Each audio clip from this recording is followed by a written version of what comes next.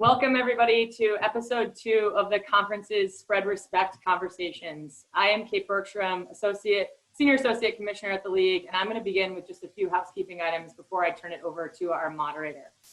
First, really good to see all the participants, coaches that have tuned in, especially those that have tuned in to episode 1 and are here for more from Cathy and Tom. We're really grateful for your investment in this critically important topic. So we just want to thank you right off the top for being here and creating time in your schedule to allow to be a part of this conversation. We were so thrilled by all the positive feedback from Cathy and Tom's first episode. It was a no-brainer, and Amy even teased it out at the end of episode 1 that we would likely be asking these two back to join us today and dig a bit deeper on some of the topics that they addressed just a couple weeks back. There's so much that we can learn from both Tom and Cathy, and we're really honored to have the two of them with us today. Similar to episode 1, we're going to take questions throughout the episode, so please just feel free to submit those using the Q&A button at the bottom of your screen.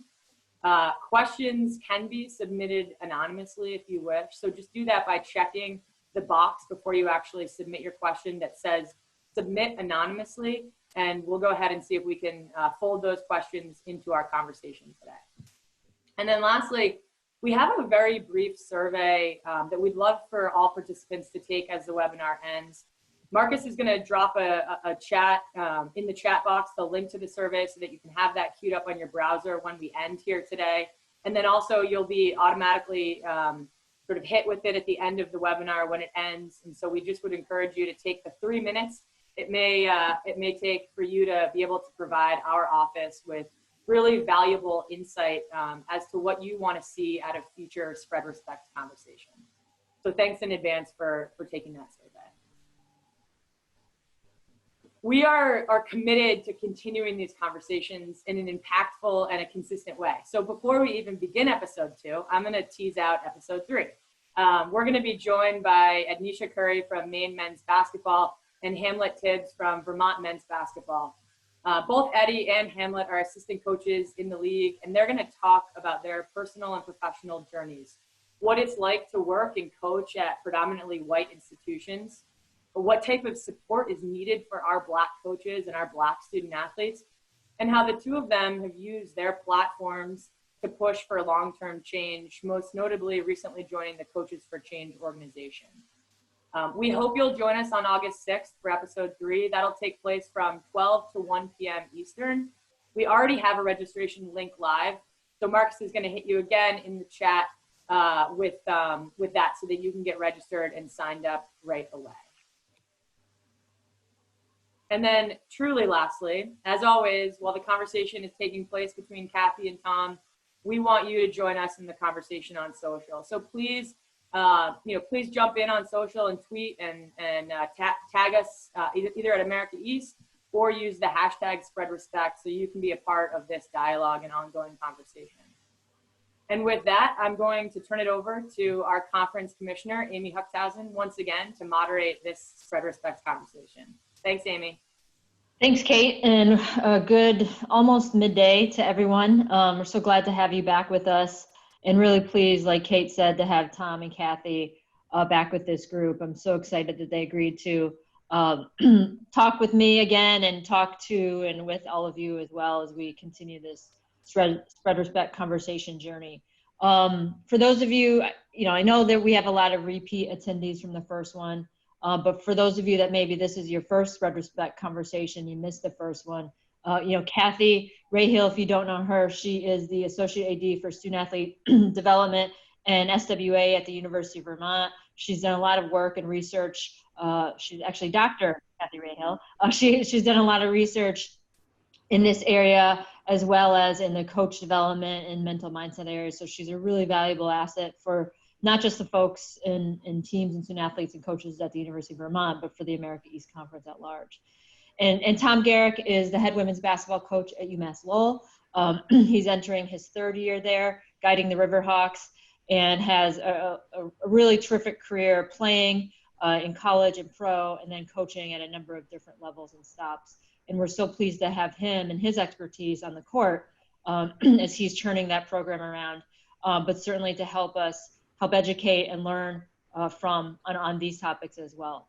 So I will just dive into it. We had a really good conversation in the first one, which is why I pleaded with them publicly to come back for another conversation. And they got ahead of us to already work with Marcus and Kate to line up guests for episode 3, so that they're off the hook for a little bit and can just sit back and listen. But we only scratched the surface, I think, on some of these topics, and certainly 1 hour is not enough on any given day to really dig into it. But I think some good themes emerged, and in the questions that we received from the participants last time, we wanted to start to dig a little bit deeper and provide some maybe takeaways or action steps for coaches that you can all implement or think about implementing as you move forward. So the first one is really going back to something I think Tom raised really clearly by way of an example, and it's it's not a concept because it exists, but the application of double standards, and Tom, if you remember the example that you provided of one of your student athletes wearing a hooded sweatshirt, and you advising that Black student athlete to not put the hood up, and to educate her white teammates about why that's important. And can you maybe rephrase, reshare that story a little bit, or that example? And then I want to have a conversation with both of you about what other examples like that exist in our college athletic space, and how can we provide tips and advice to our coaches to have those kind of conversations, which are seemingly simple but so complex at the same time. Well, yeah, I just thought that even though it seems like a double standard, and it seems like it could be a little unfair, that's just the world we live in. And we teach our athletes that all the time, that everything, you could be treated fairly but not equally, right? That's just one of those situations where I think if a young African-American person is seen with a hoodie, especially at dusk or at night, they're immediately seen as a potential threat, more so than someone who isn't a minority. Just off of the history of what that stands for, and how we're perceived as dangerous sometimes when other people aren't. So if I were to have a conversation with one of my minority players, I would try to offer them in such a way that it doesn't seem like they're a menace to society, but hey, you might just want to look at reframing your own narrative. Like, you don't always have to put the hood up and pull the string as tight as possible and walk with your shoulders slumped, because it might be cool to you. You might be thinking this is fashion, but to someone else, it might be deemed as a threat. Now, is that fair to any kid to have to think about that? Not at all. But is it my responsibility to let them know that it could be problematic? Yes. And I think it's smart, and this is what I've come to throughout the last few months of playing this out in my head and thinking about these things. I would have never thought to have that conversation with one of my white players for my minority player. But that's kind of where I'm leaning towards now, is everybody needs to know the information, just so that they know that there is a double standard, an unfair double standard, and that they could help each other out in certain situations. So is that something, as you start to hopefully bring your kids start returning to campus here, what does that look like? Do you have it mapped out, like how that meeting will run with your team, either in groups of your players or as a full team? We'll probably do it as a full team. I know that we don't know. We just were talking about this before we started today. We don't really know what it's going to look like when we get back on campus. We've been told that we're only going to have to be able to deal in small groups. Head coaches will be able to have an overview of all groups, but they won't be able to interact with every group. We've been told that we'll be in groups of 10, or we'll be in groups of 4. And once you initiate contact with that one group, that's the only group you'll be able to have contact with consistently. So we don't really know what it's going to look like yet, but everybody will be getting the same information. I don't care what your culture, what your background is. Everybody's going to be getting the same information, because we all need to be educated about these things, is what I'm learning. It's not just the young Black kids who need to be told about racism and how it affects the world. I think everyone needs to know. And I think that's probably part of the issue now. For the past 100 years or so, for the past however long, we've been taught that it's only our problem and not a problem of the world. But it is a world problem. It is a societal problem. So everybody in society needs to be educated and need to grow. Cathy, from an administrator standpoint, what are either some examples or lessons, just as you've that apply, similarly to what Tom described with his team and the differences between the players, but how does that translate and move up from an administrative perspective? Yeah. Thanks for inviting us back on this call, Amy, Kate, and Marcus. And I know that all the participants are back to hear from Tom, not me, but I'll do the best I can today. In thinking about this double standard, I think it's really important, that we understand it exists. Billy Hawkins, I'm going to show you a book. I don't know if you can see it, but Billy Hawkins is out of the University of Houston, and he wrote The New Plantation: Black Athletes, College Sports, and Predominantly White NCAA Institutions. And it's a really interesting research book basically about this double standard and the oppression that can happen and does happen to Black athletes. So when I think about this, and I'll give an example of something that happened around the stereotypes around the Black body, and what we as white administrators and coaches and Black and brown administrators and coaches just need to be aware of around these stereotypes. This past fall, I think it was, we had a recruit of color and her mother waiting in the lobby, Patrick Gym. And they were waiting for a coach to show up to give them a tour of our facility and meet with the coach and meet with players. And they were probably waiting like 3 or 4 minutes. And a well-intending person, I don't actually know who it was, a well-intending person went up to this young woman and her mother and said, "Hi, can I help you?" And they said, "Oh, we're fine. We're just waiting for a coach." And the well-intending person said, "Oh, are you waiting for a track and field coach or a basketball coach?" And the person said, "No, we're actually waiting for this other sport coach."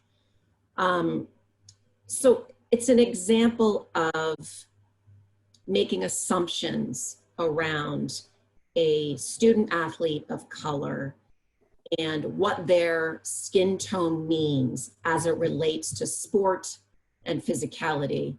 And what Hawkins says, and I know everybody has read about this and has seen this and maybe even experienced this, is that there's this overemphasizing of the physicality of the Black body. And what that does is that states that there's an intellectual inferiority about the Black body. And we as administrators and coaches need to be very, very careful that we never subscribe to that, especially as it relates to when our student athletes pick majors and are taking classes. We never want to put them in boxes. We never want to push towards clustering majors. We know that there are problems with graduation rates as it relates to race in our country of student athletes, particularly football players. Derek Jackson's done some good work around the graduation gap in football players across the country. So I think, Amy, to answer your question, we have to be aware. We have to be aware that this exists and do everything we can to interrupt it when it happens. Yeah, that's a whole nother topic that you just raised. That book, I have not read that book. I've heard it's really good. I know Kate just dropped it into the chat, so hopefully everyone jots it down and can go, take a look at it later.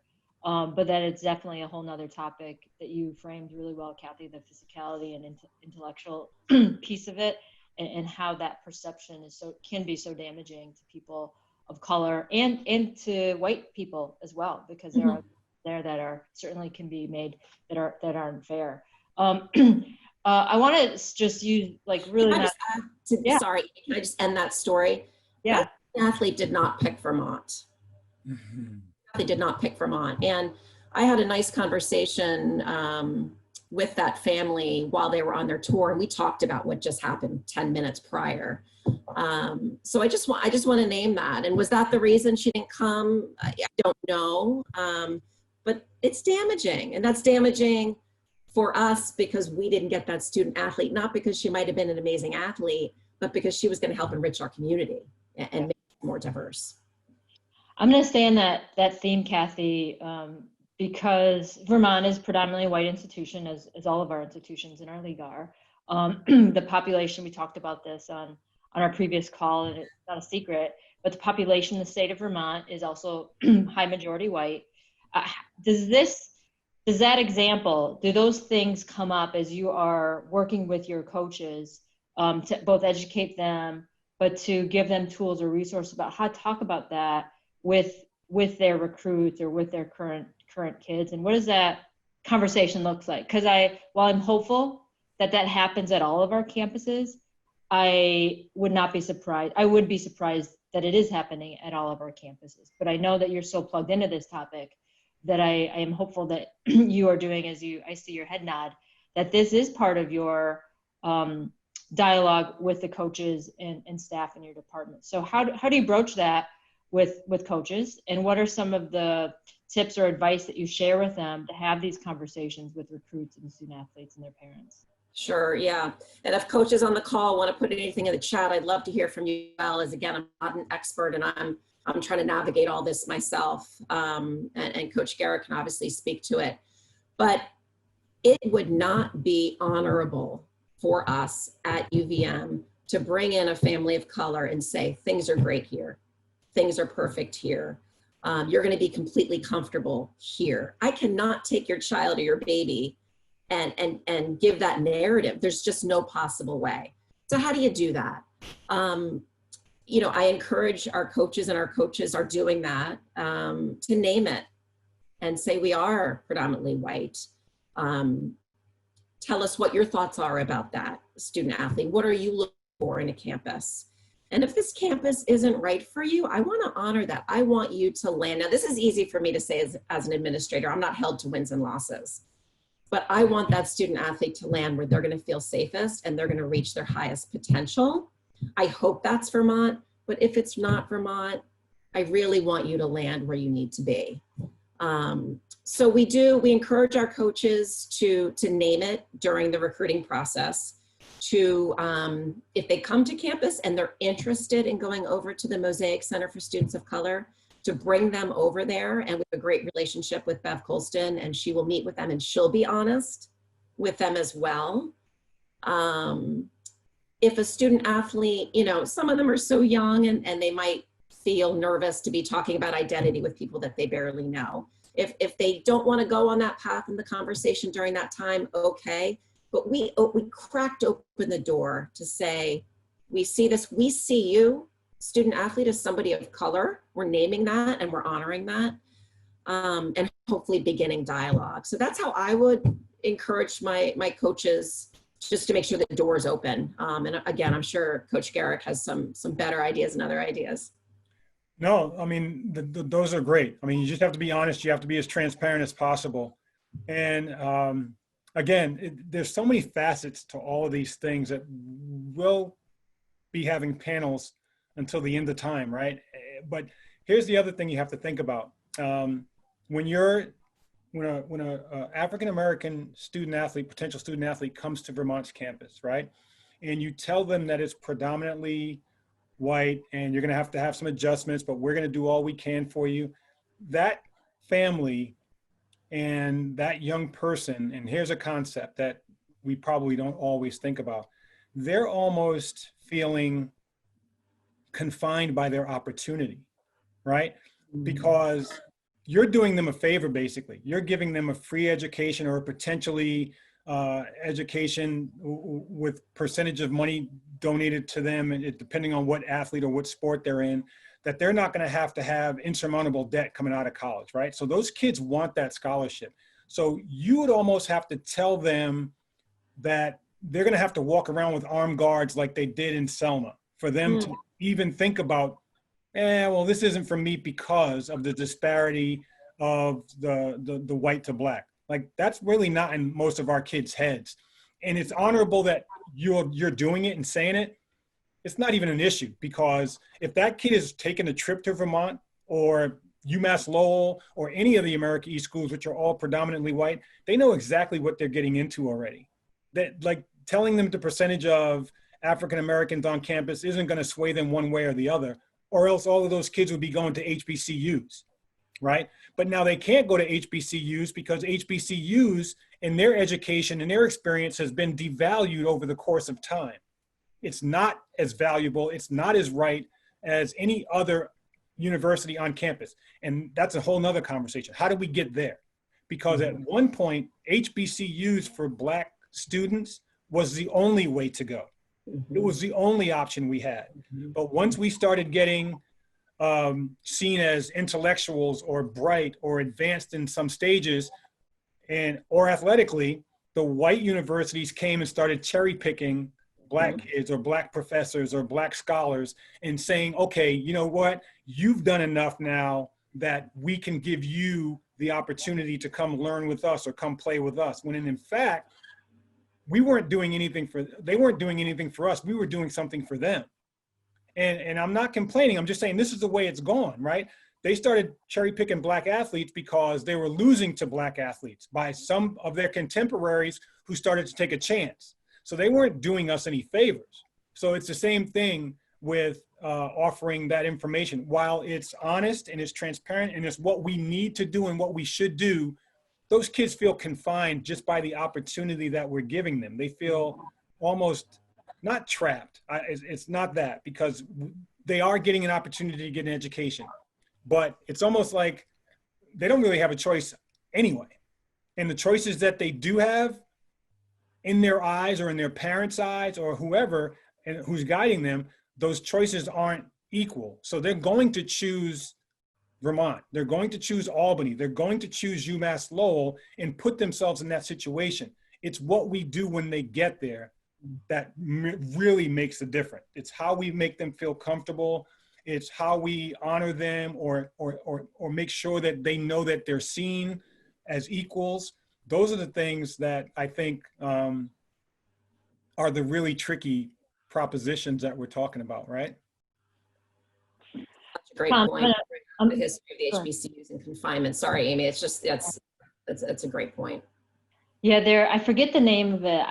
I've seen in all these book lists a couple of books around HBCU, like the history of HBCUs. And if I track it down, I will figure out a way. Maybe we can throw it out to our attendees later. But that is I agree, Kath. That's a really good point. There's a whole history there that is really worth understanding and taking the time to learn. They have the name HBCU for a reason. For a reason. They are historic, and not just because they've been around for a long time. There was a reason for their creation, and there still is a reason for their existence today, and hopefully resurgence today. Yeah. Tom, I wanna sort of click a little bit more deeper on as your role as a coach, and you just talked about it's what we do when the kids are here on campus. How have you seen, or I guess as you've been recruiting in this virtual space in this unusual time, have the recruits or their parents that you've talked to, have they asked more questions about the racial and social justice issues that have been going on in the last couple of months? So that's part one. And then again, as you look ahead to this next academic year, however unusual and unpredictable it might be, what are you going to do different for those kids, both the incoming and the returning, in this new, more visible world that it is now more acceptable to talk about these issues? It is. So what do we do with that moving forward from a coach perspective? Okay, to answer your first part of your question, no, it hasn't come up at all.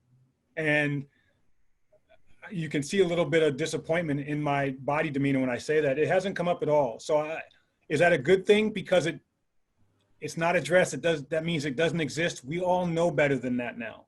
So it really hasn't been a topic, but that doesn't bother me because I know what my plan is once the kid gets on campus or what's going to happen with my team now. Can I interrupt and ask a question? Do you think maybe it hasn't come up because you're a Black head coach?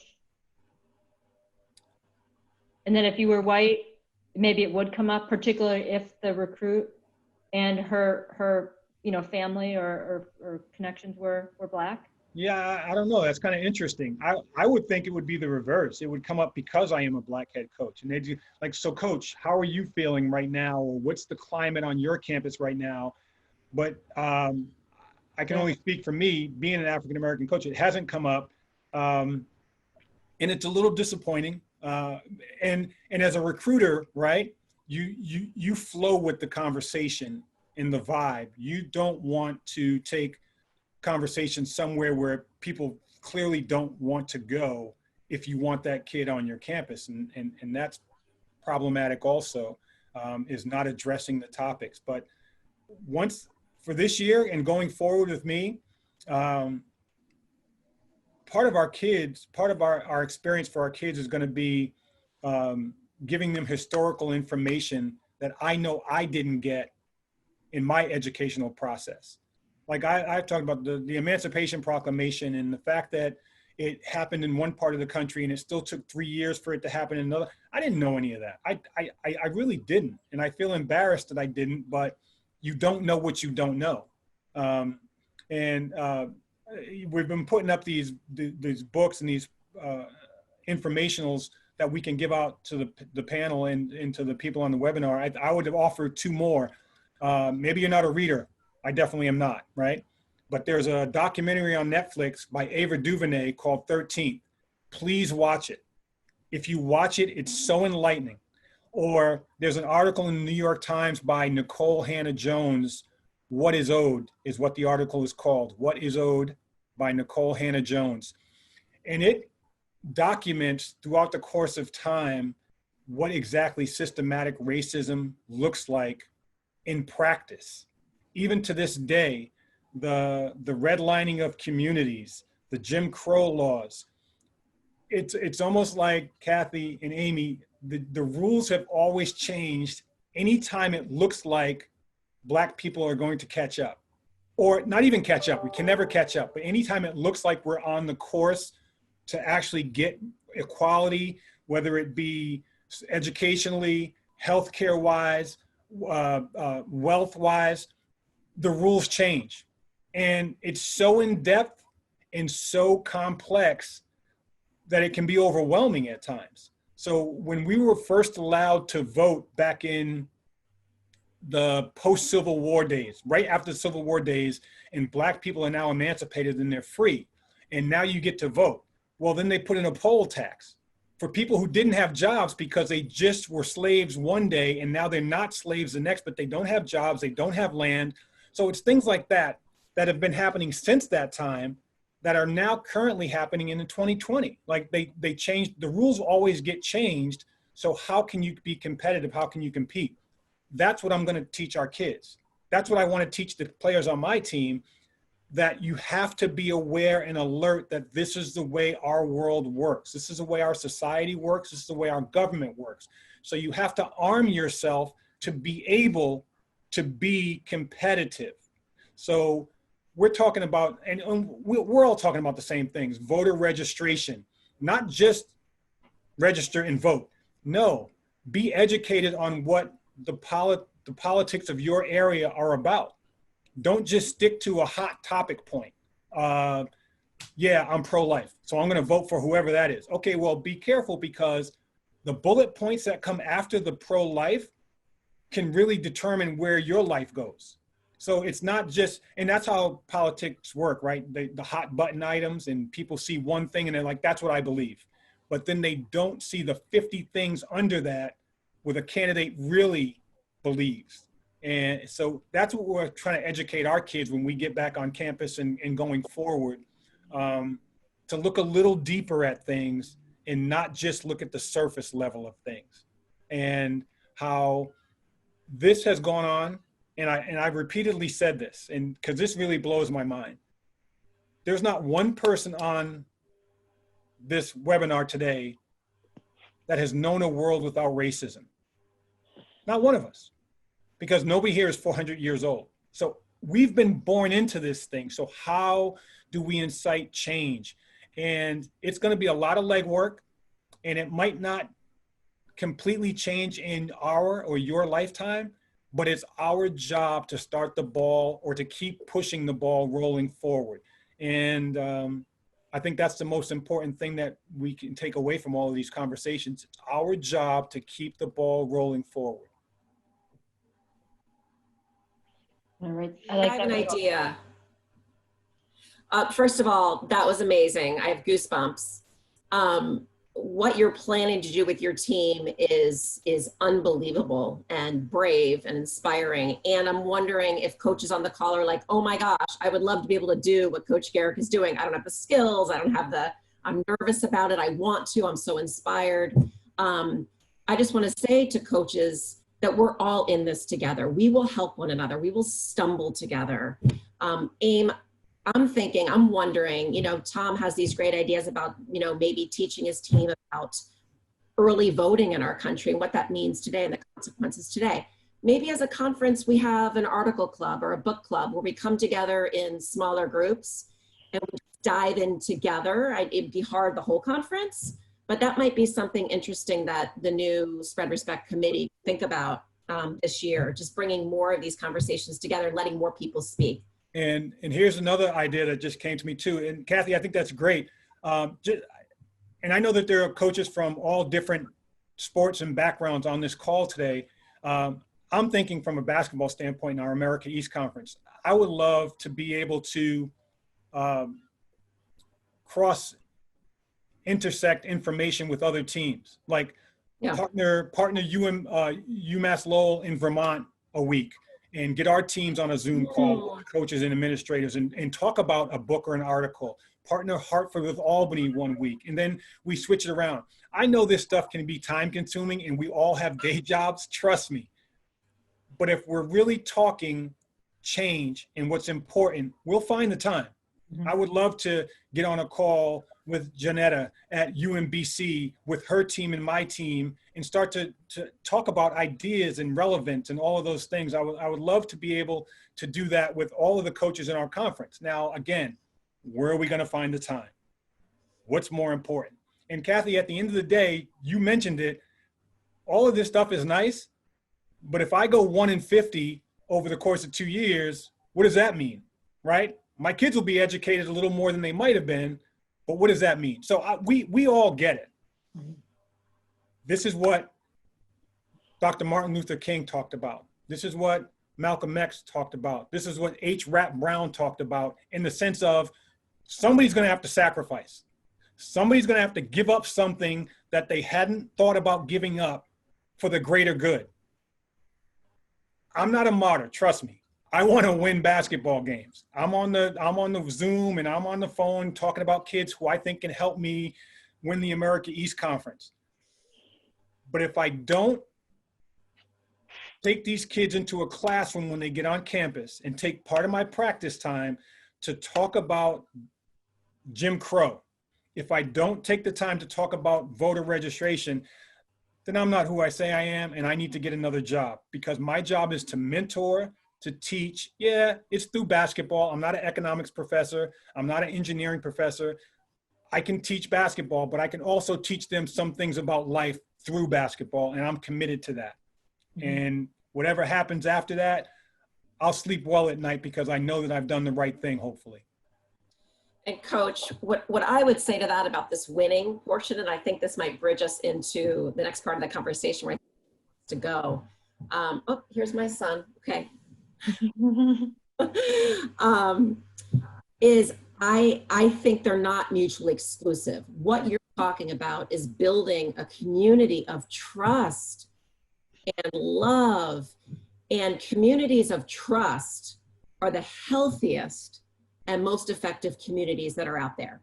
So if you don't do this work, if we don't do this work, all of us, then your chances of winning are less anyway. So I believe that. I applaud you for committing to this work, and hope you don't go 1 in 50 as long as we beat you at least one of the 2 games. Yeah, no, I was just using that as an example for other coaches. It is what it is with me, Kathy and Amy. I know where my heart is. I know what I'm capable of. This is so much more important right now.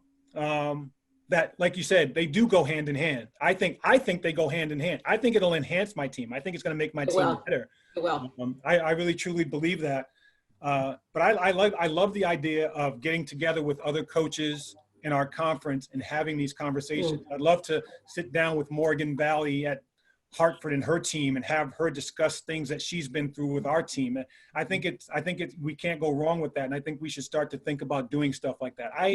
And I'm not going to talk too much longer, but I was on a call with the UMass Lowell track and field team last night, a Zoom call. It was amazing. Like, I didn't know half the kids on that team. I see them around campus. I see them in the training room, but just to hear some of their thoughts and their knowledge. Gary Gardner is our track and field and coach at UMass Lowell, and he does an amazing job. And he was so kind to have me on. Like, we need to do more of those things. We need to cross-pollinate a little bit with these ideas and these notions about how we get better and how we grow as a society. Those are all fantastic ideas, and Cathy referenced it, but I think announced just at the end of last week the formation of, and this is more just an FYI to everyone else on the call with us today, the formation of a Spread Respect advisory group that's going to be populated by a whole host of different types of individuals in terms of the positions that they represent, including student athlete alums, head coaches, assistant coaches, some faculty members, some ADs, some, just junior entry-level staff people across our campuses. And we're in the process right now of collecting names or nominations, if you will, from our administrators so that we can populate this group. It's gonna be tough to only pick a few because I know there's so many people that are interested and have the expertise to help us. But these are the kind of ideas that we will absolutely be bringing to them and hope that they continue to generate. And one of them, Tom, I love that you said that you're gonna try to, I can't remember exactly how you phrased it, but teach and educate your team on all the stuff that you didn't get taught when you were growing up, or that same thing for me. I didn't get a deep dive in Jim Crow and that sort of, they breezed over that in US history classes, going back to middle school and even in high school. So one of the ideas that we have, that I would like to see evolve, it's not going to be ready to go by, a month when classes start again, but to put some sort of curriculum together. And this is where drawing in experts from the faculty and people who do research and actually have PhDs in this area, but to put together a sort of short course that we could, like, at least in theory, make available to all of our schools and all of our teams. To your point, our kids are already going to have a number of classes that they're involved with, but just like they do on a lot of our campuses, sort of the entry-level life skills trainings and courses, right? And you learn all of those things. I'd love to see this baked into that freshman orientation for athletics, and then a different version every single year, and not just once a year, but periodic through the year. So one of my goals is that this group charges somebody to develop this for us. It doesn't have to be super sophisticated. It's just gathering some relevant info so that after you sit through however many hours, or even if it's just 1 hour, you come out of it knowing a little bit more than when you went into it, and it piques your curiosity to learn more and an interest to understand that there's a lot more here underneath the surface, like you said. So to you two who are full of ideas, but even to everyone else on this call, if you have ideas like that that you think would be helpful to your teams, please let us know, because that's what we're trying to insert into this conversation, into the work of the advisory group, so that we can do some things and make some tools available across the league. The cross-pollination of across campus, even across sport, I think would be really valuable. Tom, you coach a sport that does have a higher percentage of Black student athletes than other sports. Right. And so you get, in some respect, the benefit of having a diverse team in a diverse sport, where some of our other sports don't have that. And so they might just have that one kid or two kids every other year even, right, that they're recruiting or have on their team. And that's a whole different set of issues than a basketball coach. Mm-hmm. Let's be honest, based on the demographics. So I think those are the types of things we'd love to deploy as we move this conversation forward within our league. I guess there's so many places to go with only 19 minutes left now. I guess, Cathy, I'll go to you from what has, and I apologize if I've asked it again or before, but what is working at Vermont with respect to having these, difficult conversations? How does someone like Hamlet Tibbs, who's going to be, one of our panelists the next time, how does he, thrive and feel comfortable and safe at Vermont to be involved in the inclusive excellence group that you have up there, that he's involved in the Coaches for Change organization that Kate mentioned earlier? How does someone like that, who's an assistant coach, I assume he wants to be a head coach someday, what's going on at Vermont, the university, and in athletics to make him feel safe and comfortable and really thrive as this conversation has now become elevated? Well, Tibbs is amazing, and I'm so psyched you're going to have he and Eddie talking together. I can't wait for that. Are administrators invited to that call? To be determined. Coaches? To be determined, yeah. Oh, okay. I want to sneak in. Yeah. Amy, I don't know if Hamlet feels safe. I don't feel that I can answer that. I would guess there's probably times when he does and times when he doesn't. I think that there are a lot of well-intending white people on campus who care about these issues and are willing to engage in difficult conversations, but we're still white. Our leadership team at UVM is white, and we've really got to rethink, what we're doing, and make some pretty big improvements in many areas. And we're aware of that. And it humbles me to say that, but it's true. We have a lot of work to do. So what can I do with Hamlet, as I work with him, is really ask him what he needs, but also demonstrate to him that I care about these issues. And as a leader in Vermont athletics, I'm not just doing social media posts. We're going to be buying a Black Lives Matter banner. We're going to be putting it in our gym and hopefully in some other well-traveled areas. We're going to be doing a voter registration drive. I'd like for our committee to be thinking about potentially creating some strategic hiring best practices around diversity. So that's, in my mind, how I can help Hamlet, Dom, Casey Hill, and other coaches of color potentially feel safe, is seeing an administrator taking action. But I don't know if they do feel safe. I would offer that it's a percentage. I'm sure most of the time they do still feel safe, but I'm sure that there is a small percentage of times where maybe not unsafe is the right word or phrase, but a little bit cautious and pensive. I'm sure that there are times that happens for all of us, right? Tom, I'll go to you again. In terms of with your team, you're clearly so plugged in on this, care about it passionately, and are giving it so much attention. But what has worked, really brass tacks? You're speaking to coaches now. You all are used to a playbook that has this, this, then that, then that. Yeah. What are some of the sequences of activities that have really worked to engage your team individually and collectively over the past couple of months now on this topic? So if I'm a coach sitting here listening, and maybe I've done a little bit, but really don't know how to take this to the next level, yeah. What advice would you give me about how to do that? Treat it like a practice, right? We do drills in practice from week 1 to week 50. Right?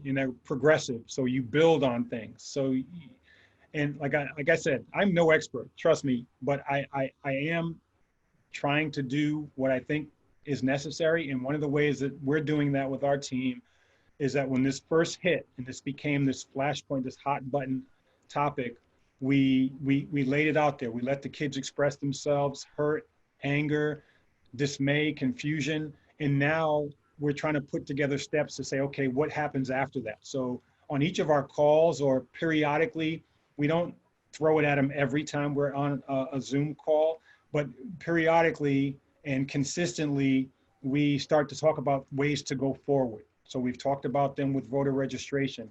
This is another thing. And again, we're throwing stuff against the wall too to see what sticks.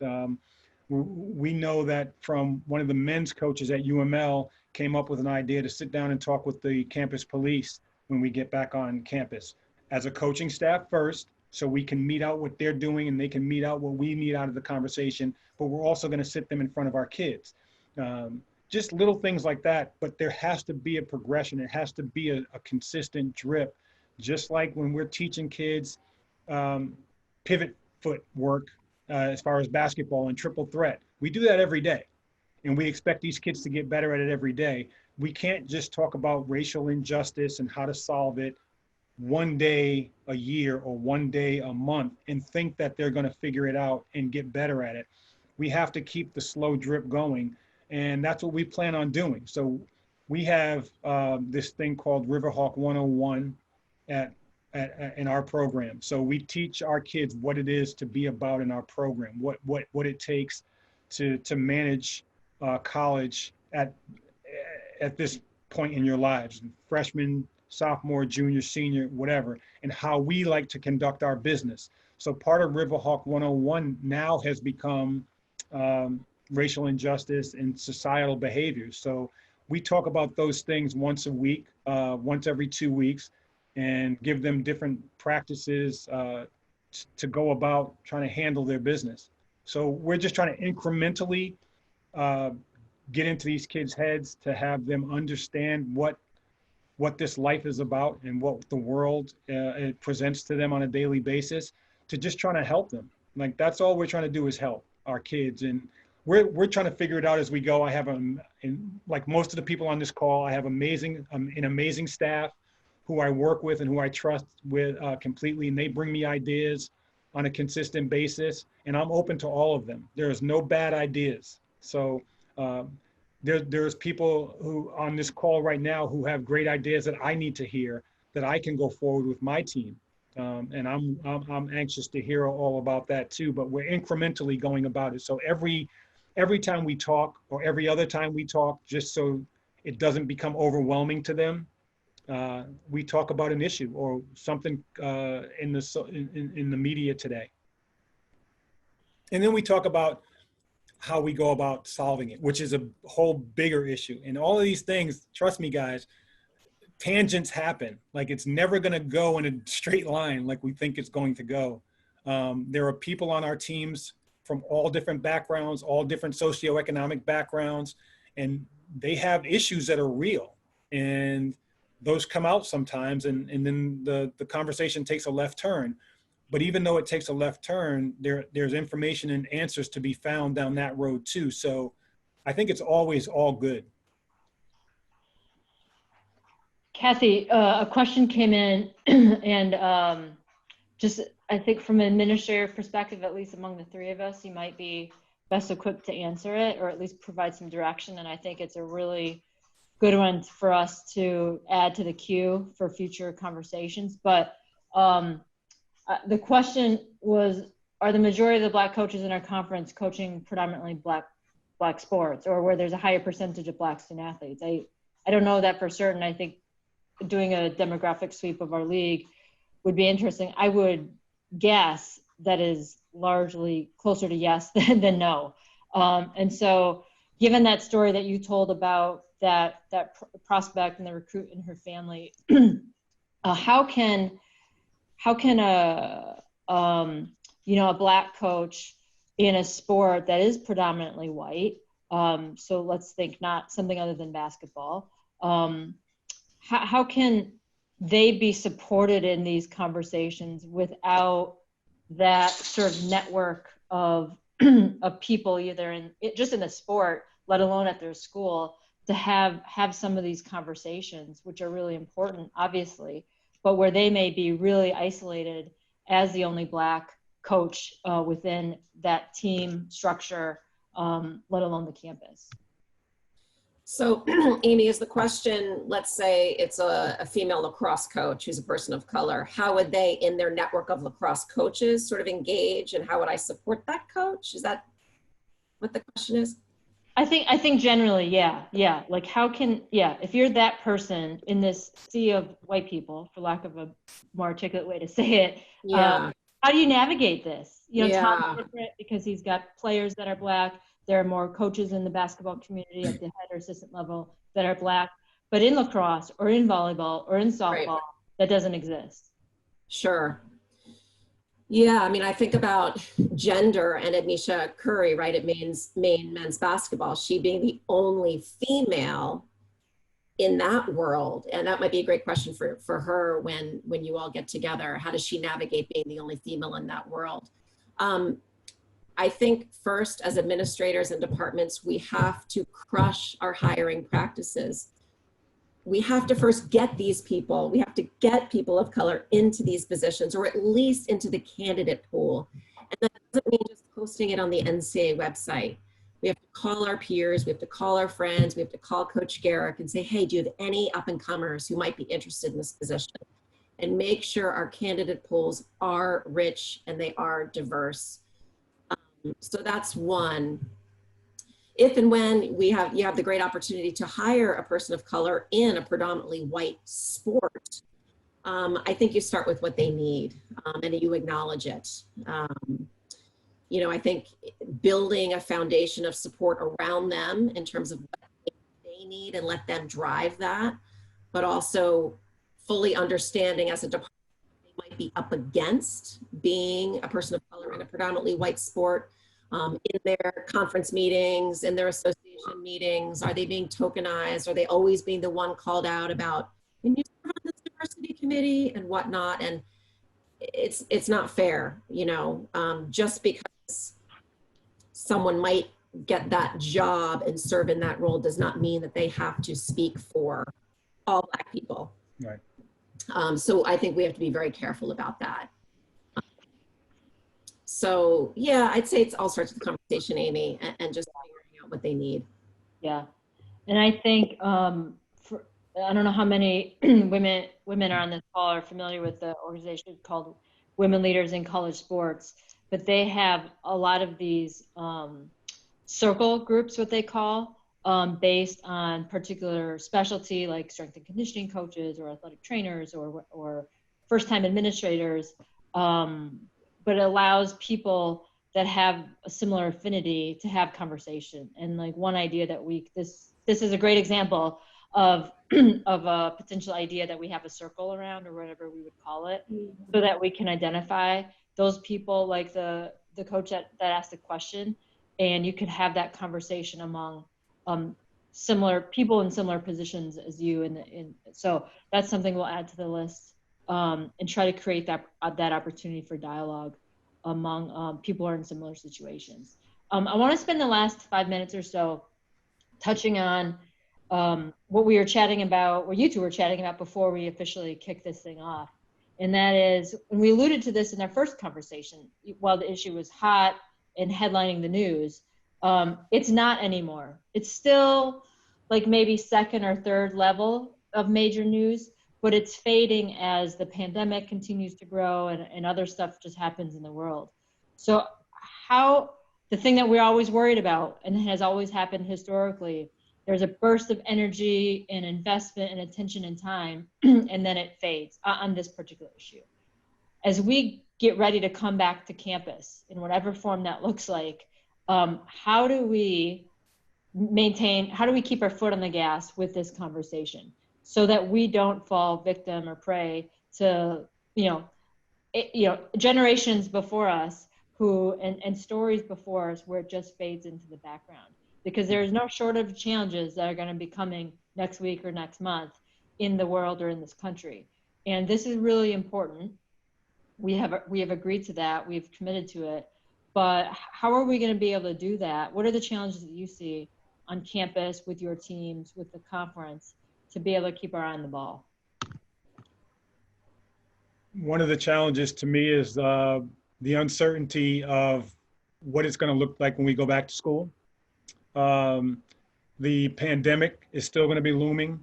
Like there's a laundry list of things that life is going to throw at us that can divert our attention from this topic. but our priorities reveal our character, right? So if we believe, if we're really about what we're talking about right now, we'll find a way to stick to it.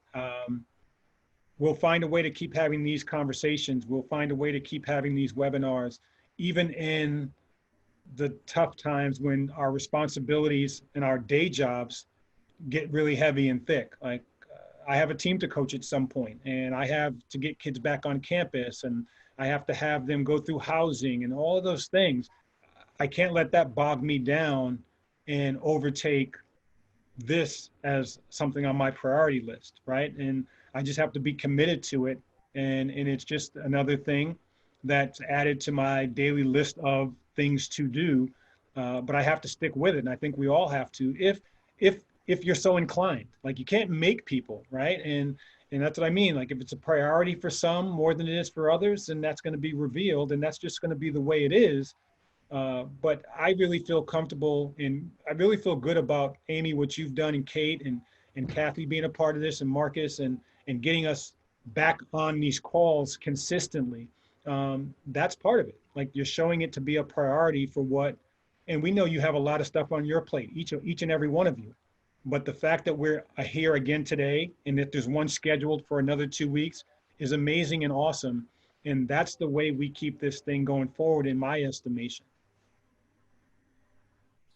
Yeah, and if I could just add, I think seeing Tom, like every time I have a conversation with Tom, I'm reignited, right? So I might be bogged down in my work, doing my day-to-day, but seeing Tom, seeing Amy, getting a text from Dom just now about this work is invigorating. So I think we can love each other and help each other stay in this work. Even if it's across conference, across different schools, I think that will help keep this alive. And on a team level, I think that you got to build some sort of strategic plan that your team is bought into and is excited about, and that you're going to hold yourself accountable to. And that might just be monthly readings, or that might be you're going to bring in a speaker once a month from police force, from the local nonprofit, racial organization. I think if you don't create some sort of documented strategic plan that everybody's excited about, you're going to get caught up in, the day-to-day. Right. Mm-hmm. We have 1 minute left, and I and Marcus and Kate, and I think we have some other staff members listening. They get sometimes nervous when I have a lot of ideas. But one idea, as we're July 16th, students will be coming back to campus in the next month or so. And I really do, these first 2 calls have been focused on coaches. And I think there have been a number of ideas raised on the first call and today that maybe we put together, even if it's just a 1-pager of some tools. I'm sure people are taking their own good notes, but put together a list that we could distribute to all of our head coaches as they get ready for the fall semester, in terms of different things and strategies they may be able to do with their teams, just as a baseline. So again, for anyone on the call, head or assistant coaches, we are open for ideas. And I know some of you sent those in to Marcus or Kate after our last conversation. And I really do encourage you to do that again today. Make sure they get to us, because I think we could easily put together a mini toolkit, if you will, or something, and make that an action item coming out of at least these first 2 calls. And we will keep going. I will say I was a little disappointed that the attendance, the registration from the first call to the second call was a little bit lower. We still have really good numbers, of course. But I thought, is it just, it's a bad time, people are on vacation? Is it that the news is changing, the energy might be shifting, and whatever. So I'm optimistic that that's not the case, because I realize we can't all agree to meet anytime we want. Yeah. But for you 2 to know, and for everyone else on this call, we fully intend to keep this going, even if there's only 5 people listening. It is important to us in the league. Our ADs and our presidents acknowledge that. It's important to our staff, and we will keep the momentum going for as long as our membership wants us to. So know that you have that commitment from us to keep spread respect conversations going. I'm really excited about the work of the advisory group. If you are for any coach that is interested in, serving on that body, please let us know so that we get your name in the queue for consideration. We will likely have different subgroups that will get created and feed into the larger advisory group. We want as many people and ideas and all the passion in the world to help us continue the dialogue and create change within this conference and on our campuses. We appreciate you, Amy. Thanks, Tom. Thank you, Amy. So with Kathy. that, everyone, the next one, as a reminder, Kate put the link in for, I believe, August 6th. We hope you can join us for that one, and just stay tuned on social and in other places. You know how to reach us. But thank you again so much for joining us. And Tom and Kathy, you're off the hook now for a while, but we absolutely appreciate your leadership. So thank you. Thanks for inviting me again. I really appreciate it. It's been an honor. Thank you, Amy.